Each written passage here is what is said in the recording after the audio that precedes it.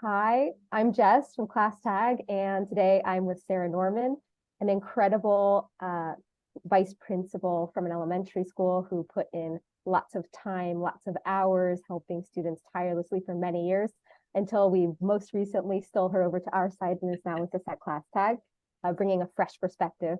We're going to chat with her today about her ideas and what she's going to be doing over the summer and really give us some guidance in terms for educational leaders and for teachers and educators out there. So Sarah, tell us, we know that over the summer, those educators, they want to read. Everybody wants to read something new. Everybody wants to learn. Everybody wants to grow. Would you say that there's anything out there that might be interesting for people to pay attention to this summer? Well, I have a book on my nightstand that I've been meaning to read this summer. Like you said, it's a great time to read. So it's a book called How's the Culture in Your Kingdom? And it is about building good culture in the workplace. It's written by a former Disney executive. And just it's about being a leader and building good culture. I think that's something that's really important in education right now too. We're seeing a lot of educators leaving the workplace and just not demanding, but wanting that better work environment. And so I think it would be really important for leaders to work on building that culture and making their school a great place to work. And so that book is not geared towards educators, but I think there's so much that anybody could learn from it. And I love Disney, so I'm excited to read it and just see what I can find in there. I think that's so interesting, that advice to kind of guide us all to look outside of education to some of those leaders who offer a lot of insight into, what we can apply in the classroom or from the principal's office. Yeah, I think there's a lot in business even, and I know we don't always think of parents and students as customers, but they kind of are in education. They are our customers. They're who we are there to serve. And so it may not relate directly, but you could pull those tidbits from outside sources and apply them to the educational setting as well. Oh, fantastic. Right, I'm writing it down. I've got another book to read. So I know that we just pulled you away from the office into our office. We know that everybody kind of has an idea that might be changing in the year 2023, 2024 about their goals and hopes for their students. What would you say your personal hopes are for students these days? Well, I don't think that mine has changed so much. It's something I've really always been passionate about, and it's kind of what helped guide my educational career. But I have always been passionate about kids having a positive school experience. We are obviously there for the academics. That's the priority of school. One of the priorities is to teach our students, but it's so much more than that. And students spend so much time at school and interacting with the children and the staff at school, really just giving kids a positive school experience in all aspects and looking at the whole child and knowing that there's more than just those assignments or just those test scores, and really just giving kids, making them want to be there, because we know if kids are excited to be there, they want to be there, and they love the people that are working there, then they're going to learn from the staff, and they're going to be open to learning from them. So making that a positive school experience in every aspect for kids. Okay, so speaking of positive school aspects, making school a positive place for students.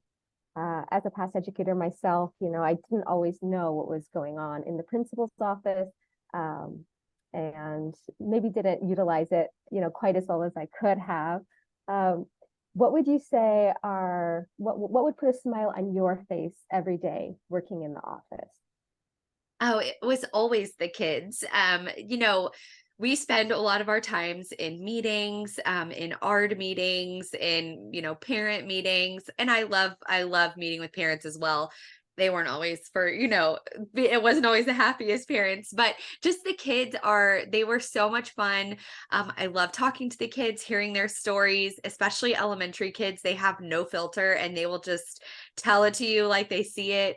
And just always, always fun. Even the kids that came to the office because they maybe did something they shouldn't have, I still, enjoyed talking with them and getting to, to have that time with them to hopefully inspire them to change their behavior or talk through something that was, maybe on their mind or bothering them, or just anytime. Talking to the kids is always so much fun.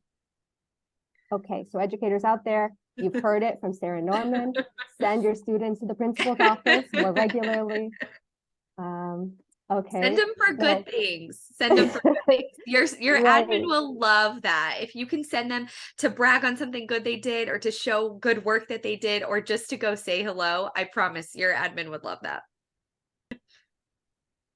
So I'm turning to a slightly more serious focus for a teacher-centered question for you. Where do you think educational leaders should turn their focus in 2023 and 2024, now that we're kind of wrapping things up with our 2023 school year? I think one of the most important things right now that can be done in education is repairing the relationship between parents and schools.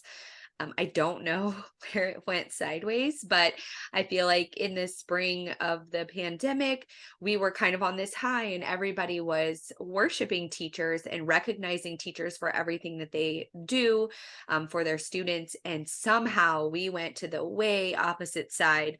And I think there's a lot of distrust between parents and schools, and I don't know why, and I don't know where it came from.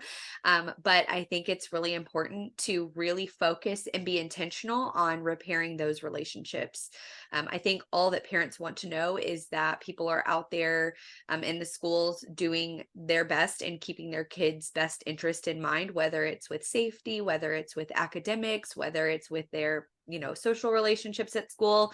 And I think teachers, that's what teachers do. And that's what educators do. That is what's the most important to them, is having the kids' best interest in mind and doing what's best for the kids. But somehow there's a division in that. And each side is not seeing that that's what the other side is there for. And so I really think being intentional to repair those relationships, to build those positive relationships, to create opportunities for those relationships to be built is really important going into the next school year. And it may just be like calling a truce and saying, let's start over. Like, let's start over. We know you're upset about things, we're upset about things. And it's kind of everybody, both sides get this mindset that the other side is trying to bring them down. And that's not the case at all. And so I think just washing that away, starting clean, and doing everything you can. And in this case, I think that educators have to be the bigger person and have to start that and say, hey, I'm here. I love your kid more than anything. I think that's what's the most hurtful, is when you hear people accuse schools and educators of things and you're going, no, you don't understand. I love your kid. I want the best for them. But just, making that really clear. I love your kid. I'm here to do what's best for them. I love all kids and we're going to do this together. Like, we're not two sides. We're here together and we're going to work together this year. Wow, I think that you've hit a really important point that's, that teachers are really keen on speaking about right now. In your time as an educator, were there any tools, are there any tips or tools that you would be able to share with educators who do want to start that process? Well, I used ClassTag when I was an educator. That's what made me love ClassTag in the first place. And that's how I found ClassTag, was first as a school leader, and needing a tool to be able to reach parents. Before we used ClassTag, we used email, we used Facebook, we used social media, and we tried our hardest to put all this information out there. But the problem with those tools is that you don't know, like, I don't know if you're getting my email. I don't know if you read emails. Not everybody is attached to their email, like some are. And Facebook, we all know the algorithm is, messy, and you can't rely on that to give your information and put your information out there. And so we just had these tools all over the place, and we couldn't get information to our parents like we needed to. I was fortunate to work in a school district where the parents are heavily involved. They want to be at everything. Most are in a position where they can attend those award ceremonies, they can attend the parties, they can come and help with anything you need help with. And it was very frustrating to them when they didn't know about those things.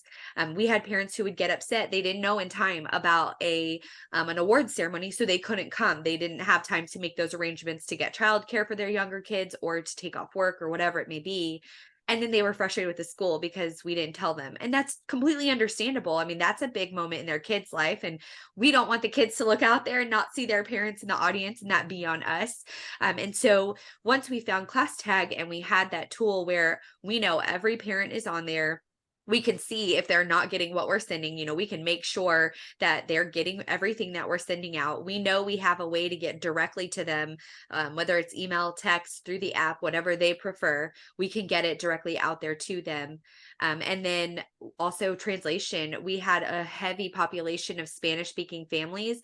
And one of my biggest regrets in life is that I didn't stick with Spanish in high school, but I don't speak Spanish and I wish I did. And that caused, us to not be able to always communicate information with those families who didn't speak English or needed their information in another language. But with ClassTag, I was able to sit there and have a two-way back and forth, almost text message. I was speaking English and someone else was speaking Spanish, and we were able to have a full conversation about their student. And so that That's was very cool. just so valuable in building those relationships with parents. And I think that goes back to focusing on repairing that trust and being transparent and getting information out there as quick as you can to parents. And just, ClassTag as a tool is a great way to do that. And it gives everybody in the school building a way to access those families. Wow. So you've spoken, I think you've already given us an idea of the way that you've implemented ClassTag to help kind of break down those barriers. Is there a favorite success story that you have just to kind of leave on that note? Well, one of my favorite things about using ClassTag was, so I managed it for our campus. So I sent everything out school wide that needed to go out. And so when you send it out, even though it's coming from the school, it would still have my name because I'm the user sending it out. So I can't even tell you how many times I would call families, and usually not necessarily for a good reason, right? To tell them either their kid did something they shouldn't have done or something happened to their kid that shouldn't have happened.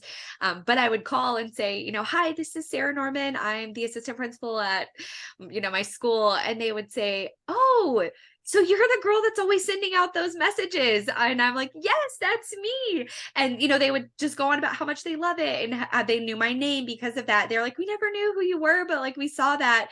And so just already getting to start off on that positive note, they already had a positive experience associated with me instead of me saying, I'm the assistant principal and I'm calling to tell you that someone shoved your kid. It didn't Right. start off on the wrong foot. It was able to start off positive, and those families already, they knew I was somebody who was like out there communicating with them, trying to do good things for the school and the kids, and they were able to kind of take, I think, what I had to say better than if I was just calling. And anytime you say, hi, I'm the assistant principal, their parents go, oh God, what did my kid do? Or, what happened? Like they expect that to be a bad phone call, but that was such a great way to just start it off on a positive note.